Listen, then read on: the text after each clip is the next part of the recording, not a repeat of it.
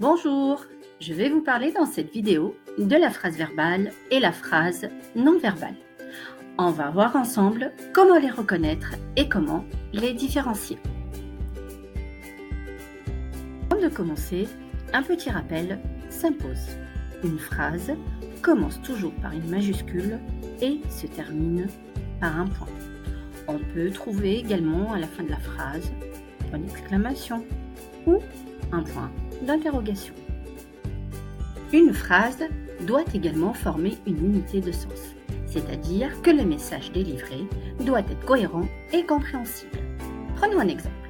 Si je dis le président a fait un discours, c'est une phrase.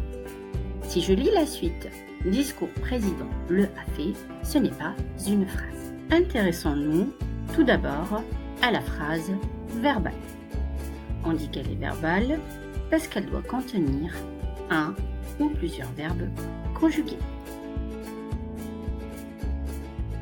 Exemple, l'élève connaît ses leçons. Le verbe ici, c'est connaît, c'est le verbe connaître. Un lion s'est échappé du zoo et il se promène dans la ville. Il y a deux verbes conjugués, s'est échappé et se promène. Est-ce que les organisateurs ont annoncé la date du match? Ont annoncé et le verbe conjugué. Attention, parfois, un verbe conjugué à l'impératif peut constituer une phrase. Exemple, entrer.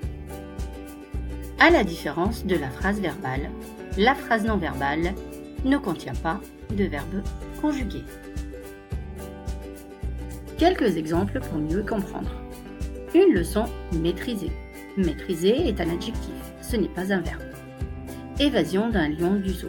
Quel drôle d'histoire. Évasion est un nom. Un match très attendu entre la France et l'Angleterre. Attendu est un adjectif et non pas un verbe. Les phrases non verbales sont très utilisées à l'oral.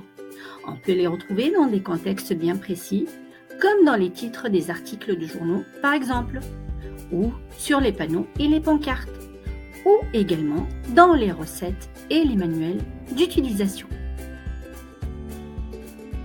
Puisqu'il n'y a pas de verbe conjugué dans la phrase non verbale, elle va s'organiser alors autour d'un autre mot noyau. Ça pourrait être un verbe à l'infinitif, un nom, un adjectif qualificatif, un adverbe ou une interjection. Pour résumer, il faut retenir qu'une phrase est dite verbale quand elle contient un ou plusieurs verbes conjugués. Si une phrase ne contient pas de verbe ou qu'elle possède un verbe non conjugué, elle est dite non verbale. Maintenant que tu connais la différence entre la phrase verbale et la phrase non verbale, c'est à toi de jouer. Tu dois t'entraîner à les reconnaître. Au revoir et à bientôt!